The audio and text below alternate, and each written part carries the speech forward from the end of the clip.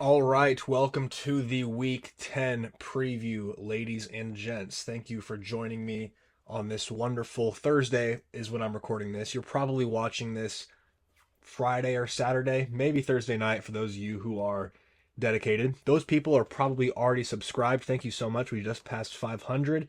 If you have not subscribed, please become one of those first 999 on our way to 1,000 subscribers. I would greatly appreciate it. Before we get into the fun game that we like to call fantasy football, I want to express my condolences and take a moment to remember Marshawn Kneeland, who at 24 years old passed away Wednesday night.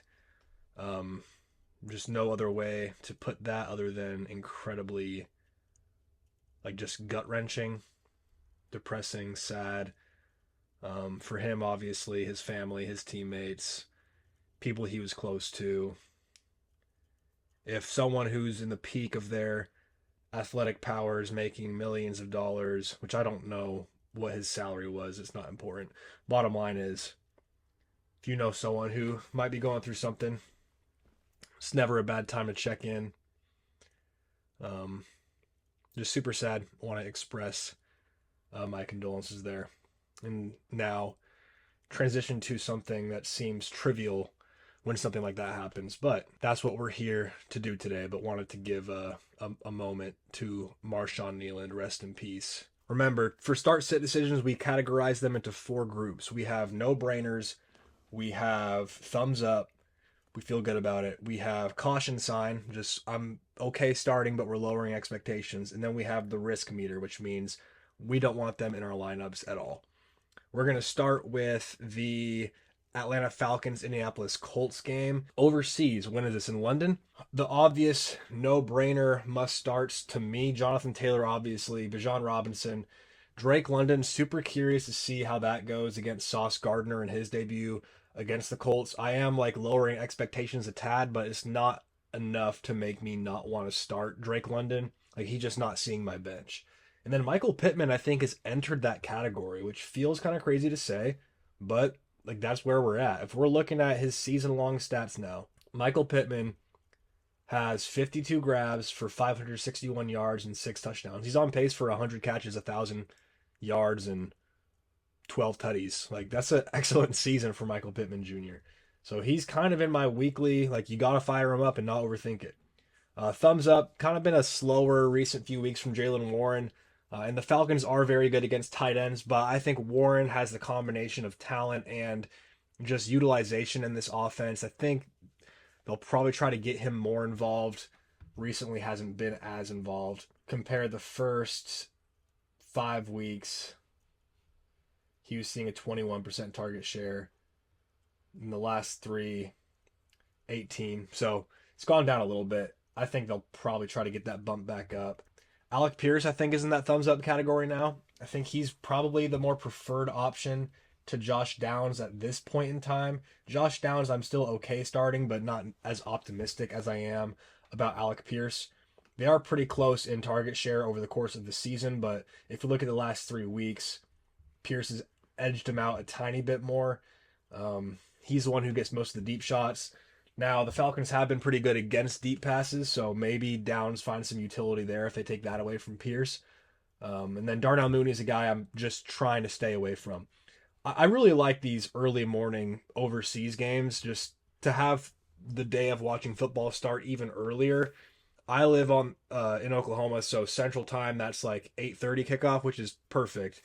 I guess if you're living on the West Coast, that's a pretty early start, but to wake up and watch football at 6:30 a.m., that's pretty sick. So I hope that next year there's an early game every week. I'm sure some broadcasting network will pay a massive bag to get the rights to that.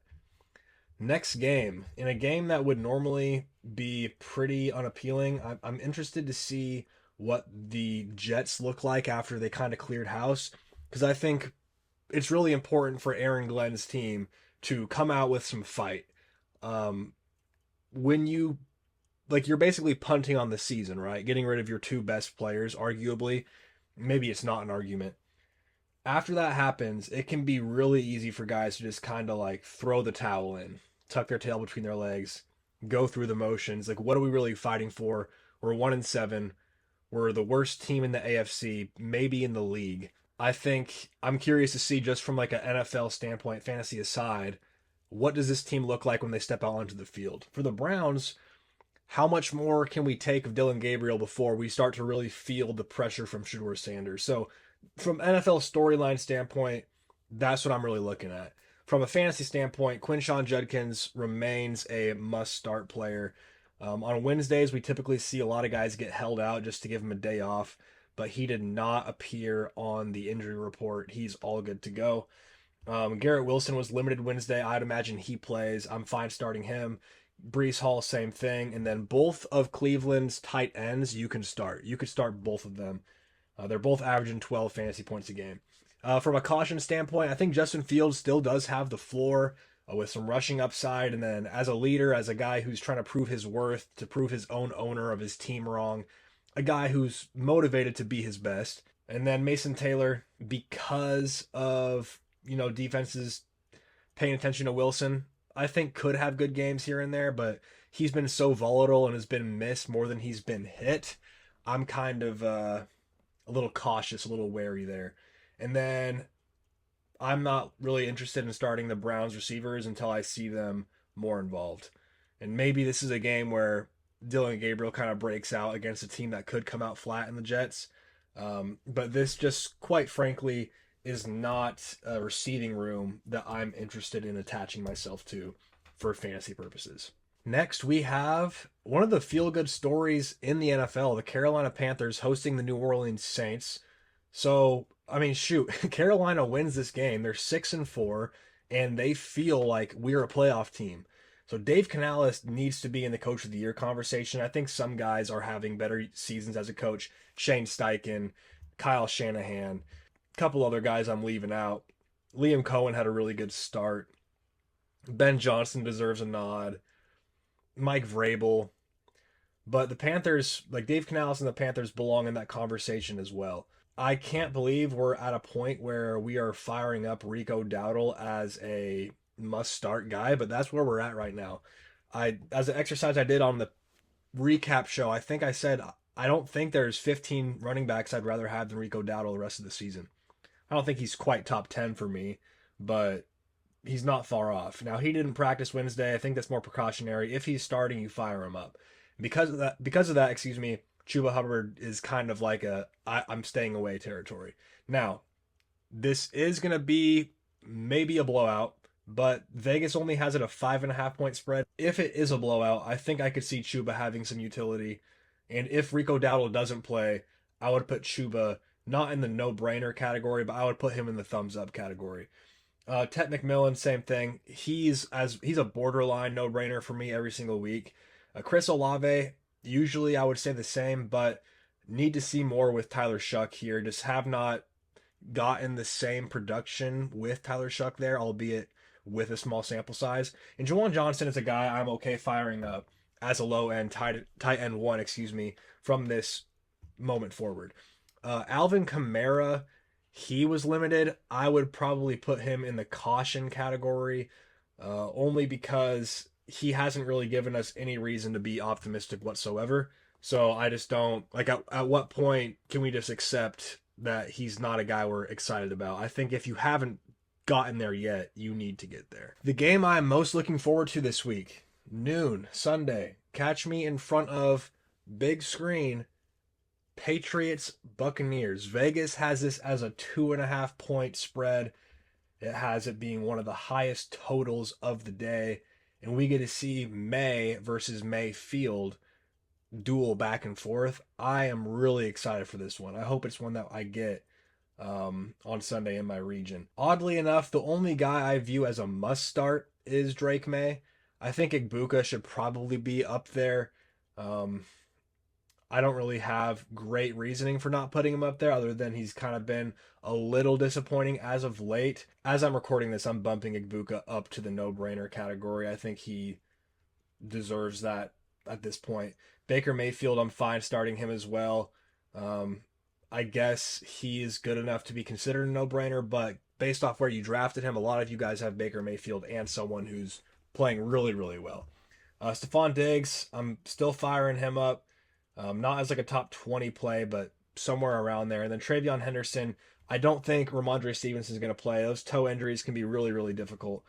From a caution standpoint, I think Rachaad White is an excellent buy, especially if he struggles this week against the Patriots. I think Bucky Irving is an excellent sell. If anyone out there can find me any report that says Bucky Irving is expected to be back by this week, send it to me because I have not seen it all year and I don't think we're going to. K. Dotton is only here because the tight end landscape is so bad. Terrell Jennings, if you're starting him, you're hoping to get a rushing touchdown. Kayshon Boutte, Hunter Henry, same thing with K. Dotton.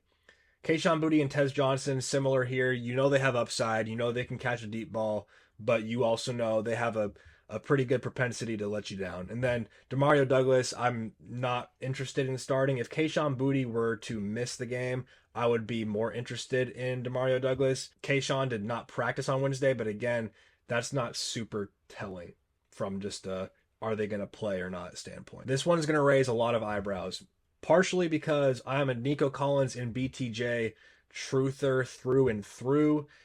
If BTJ plays, I'm starting him. I've said this before. I'm going down with the ship. I still believe in the talent. We have, 25 games of a sample size with BTJ? The first 17 are really, really good, right? And then the last 8 have been pretty mid. I think who he is as a player is somewhere between mid and really, really good. Maybe it's just pretty good. Like, he's a guy whose talent I still believe in. Now, if the rest of the season passes by and BTJ does not ascend at all, well, then we have a conversation, right? Is he the really, really good guy we saw his rookie year? Or is he like the average to frustrating player we've seen this second year? I'm still in the camp that he is a really, really good player. So, because of that and because of where I drafted him, I'm going to stubbornly continue to start him. Yes, even against the number one defense in the NFL. Maybe it's a hot take. I'm sticking with it. Another maybe hot take to you is starting Nico Collins with Davis Mills at quarterback. I think Nico Collins is involved enough in this offense and, again, is talented enough to where I would need some really good options otherwise to leave him on my bench. When CJ Stroud went out of the game and Davis Mills came back into the game, he consistently looked at Nico Collins. Now, that did not continue in the second half, but they were playing the Denver Broncos, who, like the Texans, are a top 3 defense in the league. Vegas does have this as one of the lowest scoring matchups of the week, but I'm still firing up a handful of players in this matchup and maybe just dialing down my expectations a bit, but I think a lot of these guys have solid floors. Woody Marks and Travis Etienne, think both get enough involvement in the passing game and kind of seem like, well, Etienne's clearly their lead back, and Woody Marks, if we look at Woody Marks' usage over the past couple of weeks, he's getting half the snaps. Nick Chubb's getting 35% of them. So I'm fine firing up Woody and Etienne. From a caution standpoint, I would bump up Jacoby Myers and Parker Washington if BTJ does not play. I would bump them up to the thumbs up category. Christian Kirk and Xavier Hutchinson, if you're desperate, a few leagues, I'm pretty desperate. I'm okay putting them in your lineup, but understand Davis Mills is not going to lend the same results that CJ Stroud would if he were healthy. And then Jalen Noel and Jaden Higgins, hopefully you guys aren't relying on them right now. I would not be at all in a matchup where neither team is projected to reach the 20-point mark. An opportunity for the Ben Johnson-led Bears to reach 6-3 against the New York Giants. Pretty cool development how Jackson Dart has become a guy that has been deemed a must start. He's the QB3 since becoming the starter in week 4. 22.8 points per game. Been just absolutely incredible. He's getting 4 design rush attempts a game, 3 scrambles a game. So he's getting 7 attempts. He's averaging about 7 a pop. So that's just like a 5-point floor before you talk about his touchdowns. He gets 0.7 rush attempts inside the 5 per game. For fantasy purposes, he's a superstar. And if we were to redraft this 2025 draft class, is there a better argument than Jackson Dart should have been the first overall pick? I would like to see Cam Ward out of the Tennessee dysfunction. Cam Ward on the Giants, how much better does that look? I don't know. They're both, like, neither of those situations are great. But with that being said, I feel pretty good about Jackson Dart on a weekly basis. Rome Odunze and Caleb Williams in this matchup, I'm still firing them up. I would be sending out offers for Rome Odunze. I get it. The second half of the season has not been pretty. And if we're talking about sample sizes similar to what we were with BTJ, Rome Odunze wasn't great his rookie year. Has a really, really good first stretch as a sophomore, and then recently the last month has really kind of fallen off. You can look at that small sample at the beginning of this season and you can present an argument to me saying, hey, that was a fluke, I want off. I am buying, just because over the course of the entire season, if we're looking at the makeup of that team and what Ben Johnson took over, yes, he spent a high pick on Colston Loveland, and he drafted Luther Burden fairly early as well. But Rome Odunze is only in his second year. He's not some player who's like already like skill set is already defined and like set in stone. He is still a very moldable receiver that I'm pretty sure Ben Johnson sees as a cornerstone of that offense. He, over the course of the season, is still leading the team with a 23% target share. And if we go the last 5 weeks, he is second with a 19% target share. Olamide Zacchaeus, or Olamide Zacchaeus. I really need to spend some time looking up like pronunciation guides because I hate butchering names, but I guess not enough to do some research. I'm starting to Dunze and Caleb. Thumbs up. DJ Moore, very quietly over the past 4 weeks, ranks as wide receiver 18. Like, he's a mid-range wide receiver 2 the last 4 weeks. Last 5 weeks, wide receiver 30. So depending on where you want to sort your data, he's been either really effective or startable. I'm fine starting him. If DeAndre Swift does not play, Kyle Monangai goes into no-brainer territory.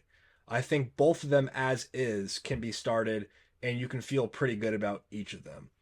Kyle Monangai did practice on Wednesday. He was limited. Same with DeAndre Swift. I think this is the definition of a poor man's Jahmyr Gibbs and David Montgomery. And I'm not sure of DeAndre Swift's contract situation, but I wouldn't be shocked to see Ben Johnson kind of continue to roll with Monangai next season and maybe bring in an elusive, explosive playmaking back as Swift is kind of getting up there in age. How old is he now? He's only 26, which 27-year-old running backs, I feel like their shelf life's pretty low.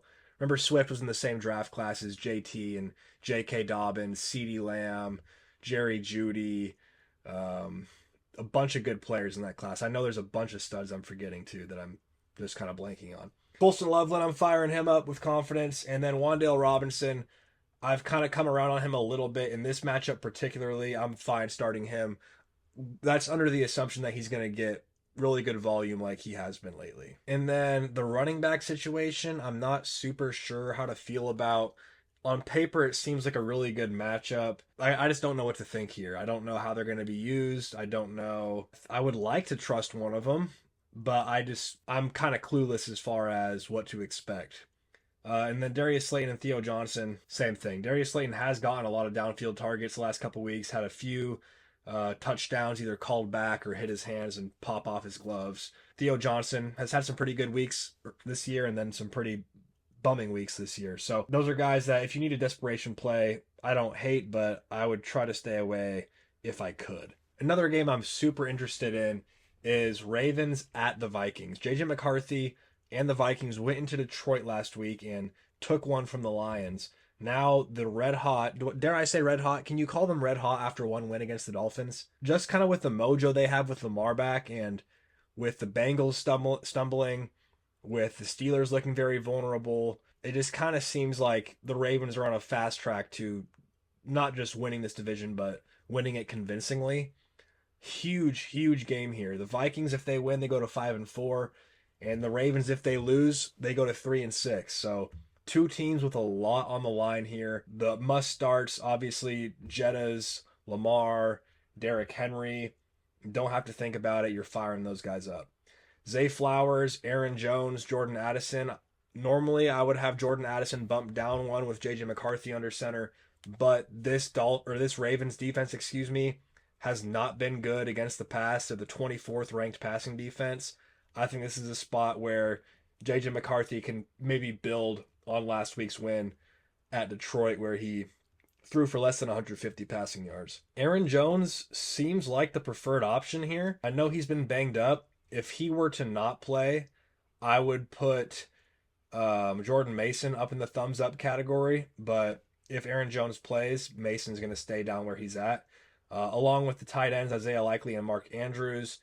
I could see one of these guys having a good game. There's a fly flying around, just bugging the crap out of me. Okay, here are the splits for Mark Andrews and Isaiah Likely in the 5 games that they've both been active. Mark Andrews is running 63% of the routes.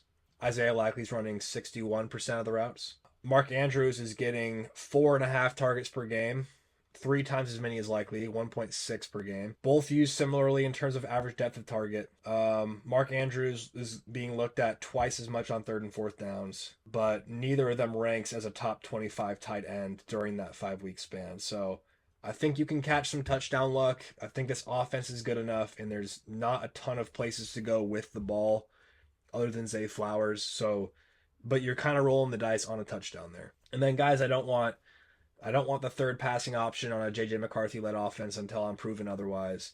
And then Rashad Bateman, similar. I don't want the third passing option on a Ravens offense that loves to run the ball until proven otherwise. You do not see James Cook on this graphic. Based off what I've read and the highlight I've seen, not a highlight, but the injury footage I've seen, I don't think James Cook plays this weekend. I could be wrong. I'm not a doctor. I'm not a coach. They could shoot it up and be all good. Just tape it up, inject him with whatever. He goes out there and plays. Do they want to do that with their franchise back in the game against the Miami Dolphins where they're favored by 10 points on the road? I don't think so. Because of this, I think Ray Davis, the only reason he's not a no-brainer start is because it's Ray Davis, and there is a chance that maybe they split with Ty Johnson. But I think Ray Davis is going to be the guy they go to in this matchup. Khalil Shakir, I think you can fire up. Didn't talk about the no-brainers, but Josh Allen, Dalton Kincaid as a tight end, Devon Achane, Jalen Waddle, all 4 of those guys fire up with confidence. Ty Johnson, I think if you're really desperate at running back, you can get away with starting him this week. And then Keon Coleman, it's been well documented what I think of Keon Coleman. Pretty frustrating player. I do think this matchup lends itself to, can he break off a big play? Sure. Should I bump him up to the caution territory? I don't feel like I owe him that at this point. And he doesn't owe me anything as well, for the record. It's nothing personal. I'm sure he's a great dude, and I really like him as a player. I have a lot of shares of Keon Coleman. I am very curious to see this iteration of the Cardinals with Jacoby Brissett at quarterback. All of the pass-catching options get an upgrade with Jacoby Brissett there. I should probably put Michael Wilson in the caution territory. Trey McBride, stud. You start him every single week. JSN, same thing. Sam Darnold, I'm fine as a thumbs-up option. Rashid Shaheed, Kenneth Walker, and Zach Charbonnet. If you need to, put him in your lineup, but I'm not at the point where I am excited to. Just want to see how Shaheed looks. Just first game you're acclimating. Marvin Harrison Jr., borderline must start for me. But this Seahawks defense is pretty dang good, so that's why I have him down in the thumbs up. But I don't, he's probably got to be a top 15 option this week. Where does ECR have Marvin Harrison Jr.? Top 20. So I probably have him priced appropriately, if you will. And then I'm not interested in starting any Arizona Cardinals running back. Even if Trey Benson comes back, I think he's still on the IR. I don't know if they've activated him yet. I just don't, against the Seahawks defense, maybe I would put Amari DiMercato as a caution guy. But right now they're all high risk. I don't really want any exposure to them this week. Should be a pretty entertaining game. There's a lot of good games on the slate, at least on paper, knock on wood, this week. Rams at the Niners. I am similarly with George Kittle viewing him as I was Nico Collins and BTJ. Disappointing start? Yes. Do we believe in the player? Yes. Do we believe in the player's role in the offense? Yes. With all that being true, I think you got to start him if you have him. I think he's a good buy right now before this weekend's games. Christian McCaffrey, obviously. Puka, We are there now with Kyren Williams. Kyren Williams is a must start every single week. Matthew Stafford, he's having a really good year. My only thing with him not being a must start is, again, if you drafted him or if he's on your team, he was not picked as your first quarterback. So you might have a guy like a Justin Herbert, Josh Allen, Lamar Jackson that you could play above him. I'm not super excited starting Kendrick Bourne or Juwan Jennings against this Rams team. And then Blake Corum in plus matchups, I'm fine having him as a caution guy if maybe they're in a blowout and you think he'll get some goal line carries. They are favored to win this game, but I think this 49ers team is a little too good, a little too motivated. I mean, what are these teams at right now record-wise? Like, they're pretty close in the standings, aren't they? Yeah, the 49ers are the 6th seed in the NFC, and the Rams are the 5th seed, and they're both in the same division. LA is 6-2, and San Francisco is 6-3. So these are two franchises with really good head coaches, lots of pride on the line. I don't think it's going to be a blowout by any means, even if LA is favored by a significant 4.5 points. The Lions, I think, have one of the highest projected totals of the week, 28.5 points, because of the matchup. Firing up Gibbs, obviously, Amon-Ra, Laporta, Goff, go ahead. And then Monty and J-Mo, I think, get bumps here. Monty and J-Mo, I would say, are both fairly matchup dependent, with J-Mo having the higher ceiling in negative matchups than Monty does. But both of them I'm okay firing into your lineup this week. Same thing with Debo and Ertz. I think in full PPR, especially against the Lions, Marcus Mariota doesn't have a great arm. Lots of underneath easy stuff where you're getting like 4 or 5 catches for 50 yards, something like that. They're going to be trailing. They're going to have to pass the ball. They're going to get an angry Lions team that just lost to J.J. McCarthy at home. I think there's a lot of garbage time appeal here, even if it looks bad early. I could see each of them kind of racking up some points against soft coverages in the second half when this game is presumably out of hand. Any given Sunday, we've seen all year, anyone can beat anyone. And this Washington is a team with its back against the wall. But I think this is just going to be pretty ugly. I don't want to start any Washington Commanders running back. I have said it since the jump. There was a moment when Bill looked like he was taking over. But that kind of seems not as trustworthy as it once did when he was on an upward trend, because as we keep going through the season, it's a seesaw effect. So I don't want any exposure to any Commanders running back if I can avoid it. Again, I keep harping on it, man, but we got some really good games. I'm excited for the Sunday night matchup, Steelers-Chargers. That should be a good one. 3-point difference there projected. We got Justin Herbert and Ladd McConkey. No-brainer starts at this point. Over the past 3 weeks, from week 7, 8, and 9, as we're going to have a Mr. Kitty cameo here. Mr. Kitty, that's my caffeine-free diet soda. Move along. Getting some cattail. Ladd McConkey is wide receiver 12 over the past 3 weeks. Over the past 4 weeks, he's wide receiver 6. If we're going past 5 weeks, wide receiver 5. Season long now, he is wide receiver 16. Keenan Allen, wide receiver 10, which is pretty nuts. Over the past 3 weeks, the target share, if we're going to go hierarchy here, Ladd McConkey, 29% target share. Keenan Allen, 23% target share. Quentin Johnston, 10. Tight ends, Oronde Gadsden is there. Like, he is that guy. Over the past 3 weeks, he's the tight end 1. He's getting a 19% target share in that span. And now, over the course of this season, Oronde Gadsden is tight end 11. That's while being inactive the first 2 games. If we go all the games he's been active, he's a top 6 tight end on the year. He has become a must-start option. Because of this matchup, I'm okay starting Quentin Johnston because I think he does have, like J-Mo, big playability. Keenan Allen, we just read his stats. He's still involved, and the Steelers have been very susceptible to the pass.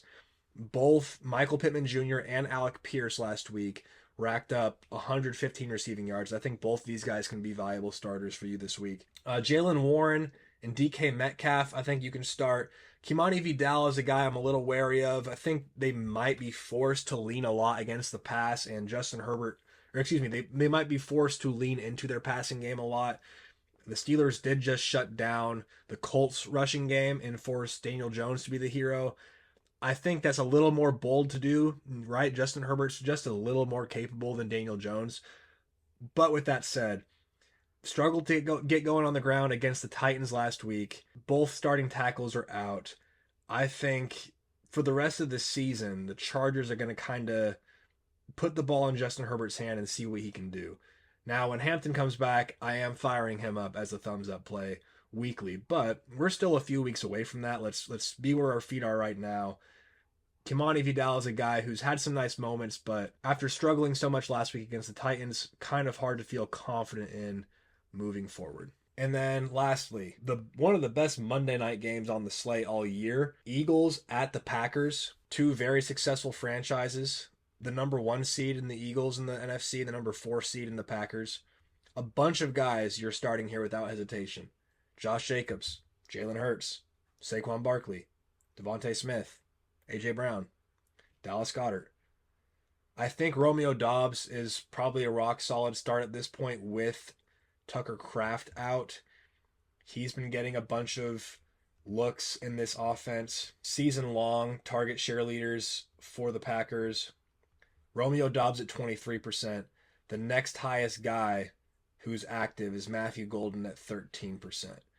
If we go the last 2 weeks, the 2 weeks Christian Watson has been active.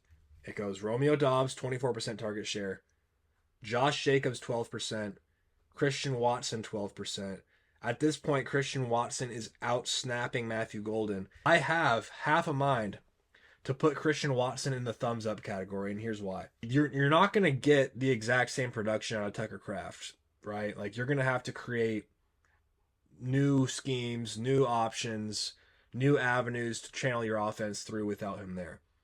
Luke Musgrave, I think they're going to give him a chance to replicate some of that, but at best, I think he's probably 55-60% of what Tucker Kraft is. Christian Watson is 6'4", 6'5", depending on where you look. Has a bunch of good speed. Do they try to get him involved in some screens, in some short stuff? Do they kind of tap into his ability as a playmaker? He's been a guy who hasn't been able to stay on the field, but when he's on the field, has been a very productive, real-life receiver and has translated to he doesn't need a ton of volume to produce for you in fantasy. Another one of those really high upside guys. I actually like Christian Watson as a sneaky play this week. Have not made green lights and red flags yet for week 10. Spoiler, Christian Watson will be one of my green light plays of the week. I think he's a guy you might be able to buy really cheap. We don't know where this passing distribution is going to go.